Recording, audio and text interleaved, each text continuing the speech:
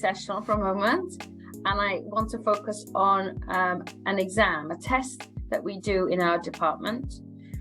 It is called SWELT. So this is the Swansea University English Language Test that we deliver all over the world. Okay, so many students, thousands and thousands of students take this test every year, and they take this test online. So with this test, and I'll give you some more information, I'll let the slide come up now. It'll be easier for you. Okay. So this is an alternative to IELTS. Okay. So this can be used for entry to Swansea University. Of course, you know, the college is part of Swansea University, so any course that they will accept the SWELT. And you don't need to do an additional test. So it is designed in a standard language test format, okay? And this is all online. So it's very, very similar to the way IELTS works. So it is £100, but it is free if you're a Swansea University offer holder. So if you already have an offer from Swansea University, then the test is free, which I think is amazing. But even £100 is quite competitive, yeah. And as I said, it's all online. So let me tell you quickly a little bit about it. So when you apply for it, there's a particular time that you can apply for it, which is all on our website. And you would enter the online test room, and you would do a reading, a listening, and a writing, just similar to IELTS. So all of that's all online, all at the same time.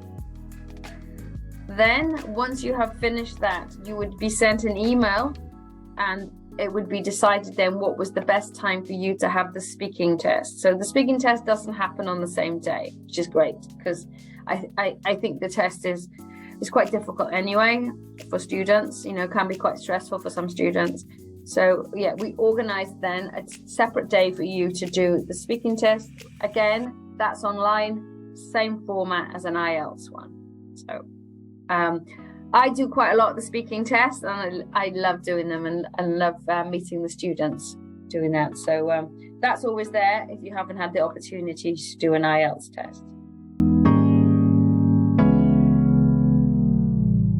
So what's interesting about welfare and the definition of welfare is that we don't actually know what it means. We don't have one definition of what welfare means. There's no right or wrong answer to what does welfare mean, because it can mean different things to different people, depending on the context. So this means that we loosely define it in three ways. It could be government provision and help to somebody who's in need. For example, if you need help with your housing, your health, for example, benefits, for example, so social security and money, for example, if you are unemployed.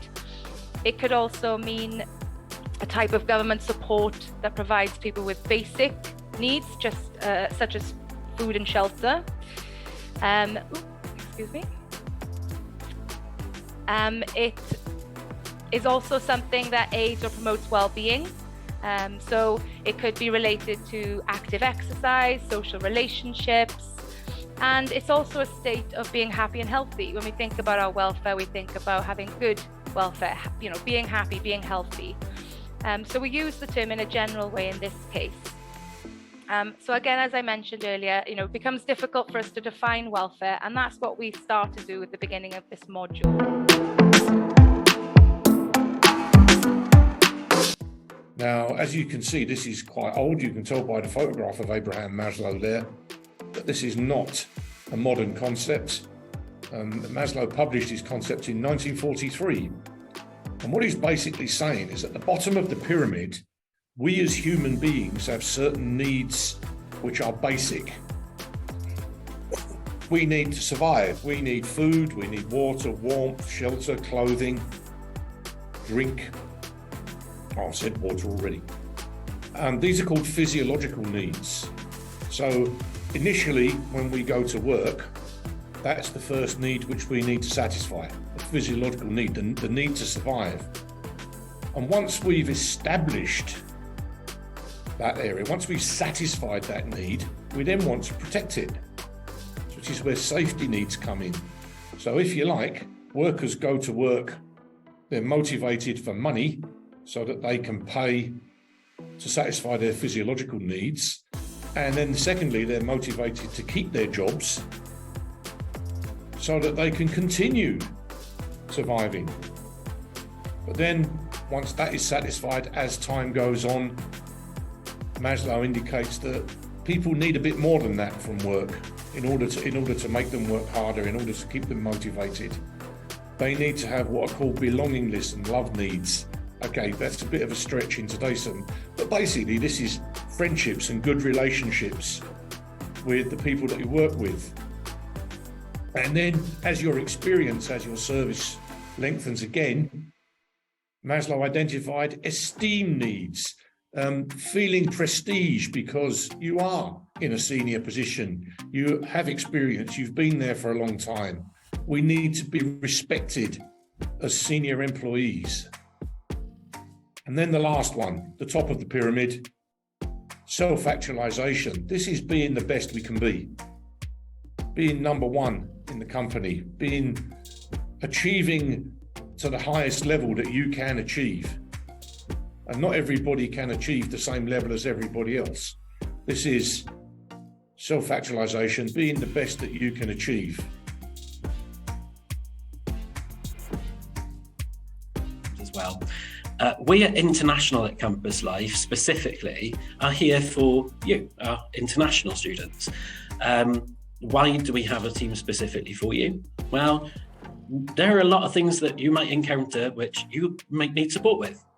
Here are a couple of examples. So your visa and immigration advice, adapting to the UK. If you would like to work during or after your studies, how do you go about that? We've also got advice on volunteering opportunities. These can be a really great way to get involved in the university community and the wider community as well. We also, as I mentioned earlier, and this is my core function, run our welcome events. So when you arrive in the UK, you're probably going to be a little bit disorientated. So we run events whereby we can all get together before you've started your studies, meet one another, meet other students. We had a wonderful example last year of somebody who actually met somebody who lived 3 streets away from them in Kenya, and they became very quick friends. And both of them imagined they would be the only person from Kenya attending. So it could be a really important start. We also then run a continuous program of social activities throughout the academic year and indeed during holidays as well.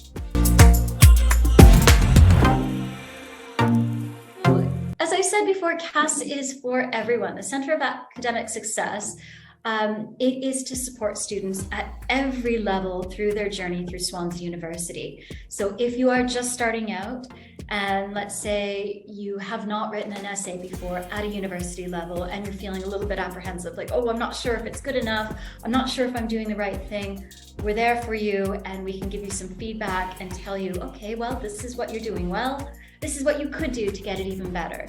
So students who are just starting out, you can come see us and we can help you with anything you need to get ready to go, your study skills.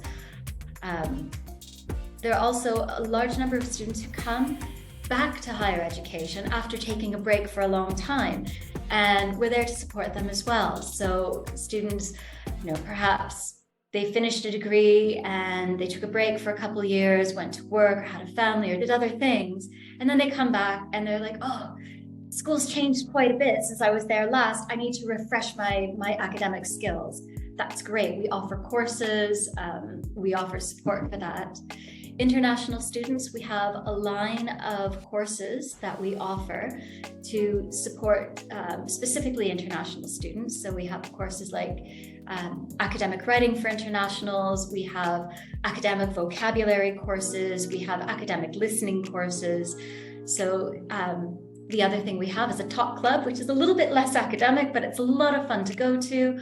So it's just groups of students who want to speak English, and practice their English, not necessarily talking about things that are academic, but just an opportunity to talk with others. But it's a guided session, so if you do have questions about the language and the vocabulary, someone's there to answer them. We're here for postgraduate students, so whether you're at the master's level or the pre-master's level, we're there to help bridge that gap between what you've done in your undergraduate degree and what you need to do and what's going to be expected of you at a master's level. And just for anyone, for students who are already doing really well. Let's say you're completely happy with your grades, they're good grades, but you want to do even better. We can help you achieve that next level up. But also in the same way, we're there for students who need the extra support. If you are struggling and you're finding it hard to keep up with things, or maybe just even feeling a little bit overwhelmed by the work, we are also there to support you. So again, at any level of study, we can help you and support you all the way through your time at Swansea.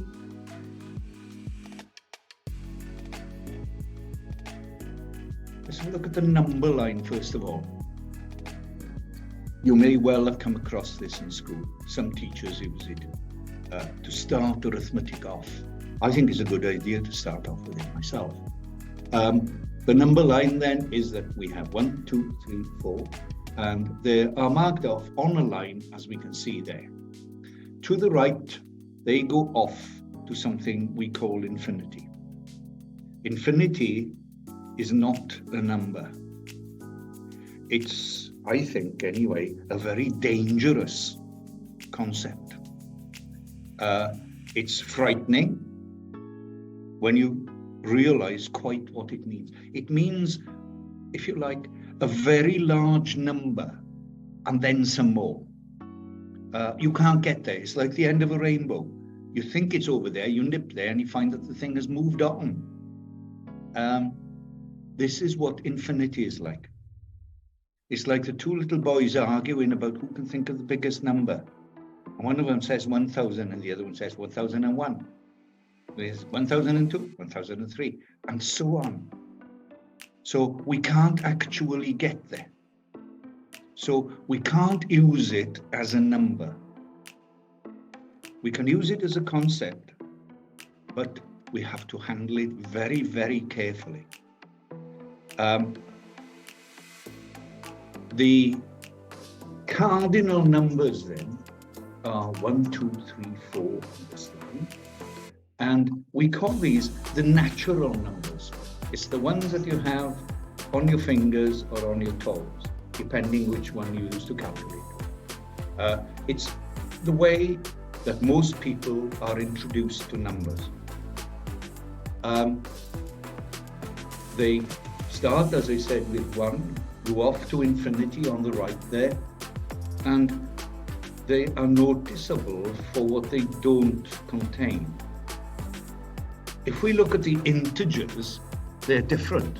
They go off to infinity on the right, they go off to infinity on the left. In the middle is 0.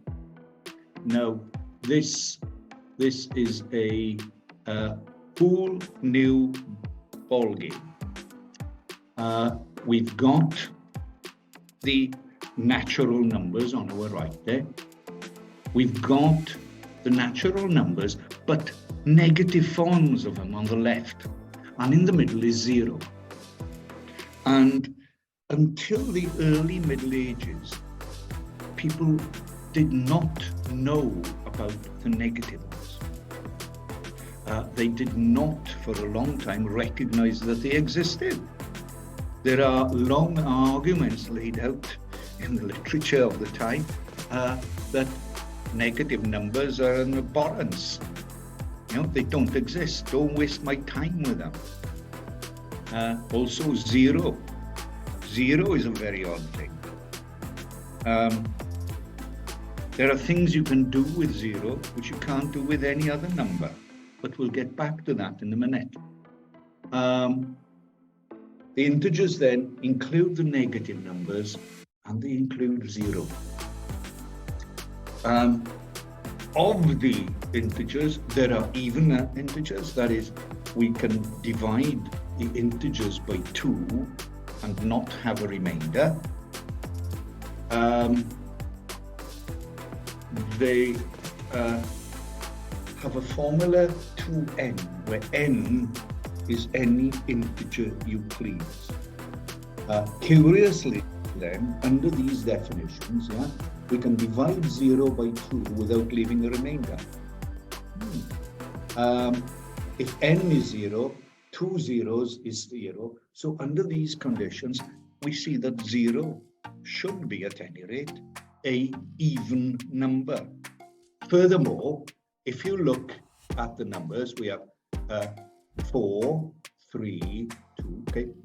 4 is even, miss 1, 2 is even, miss 1, 0 should be even then. So there's good evidence to show that this stranger to the camp, I think it was allowed in to mathematical mainstream thought around the 16th or 17th century.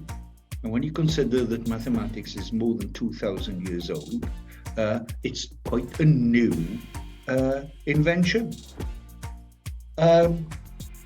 Let's have a look what else. Well, of course, there's the odd numbers. They've got a formula themselves that you can choose one or two of them. They always will leave a remainder, but divided by 2, and they have a formula 2n plus 1 or 2n minus 1. So if we have n being 0, 2 zeros minus 1, okay, minus 1 is an odd number. N is 2, 2 2s are 4, plus 1 gives us 5, that we know is an odd number. So yeah, the formula certainly works. We can nail them down, we can point to the lot from.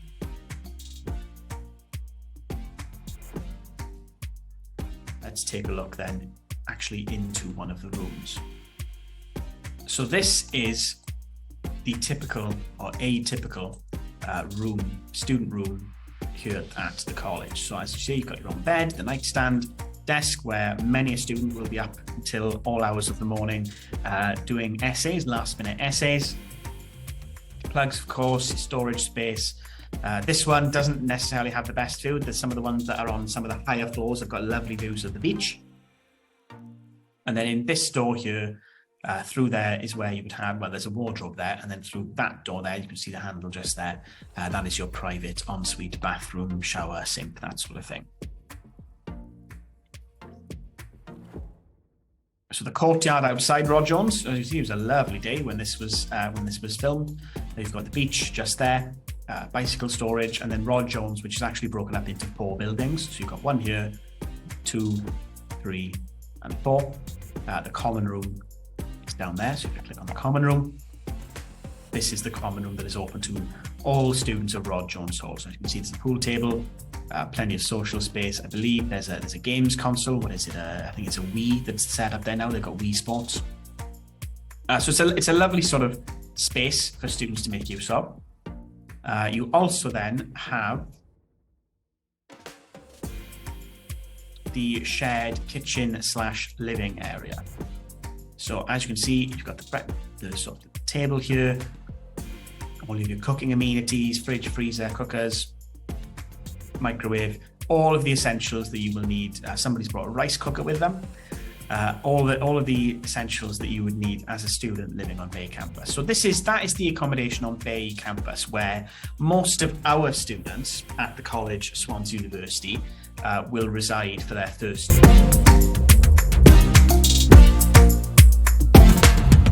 So what topics do you learn when you study ILSC? So everyone studies ILSC, foundation level, year 1, pre-masters. So it goes across the whole of the modules. And on the course, we tend to cover what is academic integrity, avoiding academic misconduct, how to reference sources and acknowledge your sources when you're writing or presenting, how to give an effective presentation. We learn about time management skills, which is really very important on an intense 11-week course when you're studying numerous modules and you have numerous assessments. To be able to effectively manage your time is extremely important. We also cover how to work as a team, and not just work in groups, but how to manage teamwork and how to work effectively as a team. And in the ILSC modules, you work as a team to produce a research report.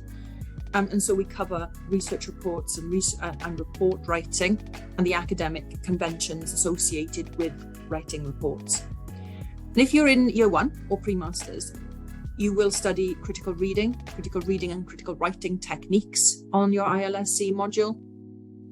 And also we study employability skills. And that's what I've chosen as a focus for today's session because it's embedded.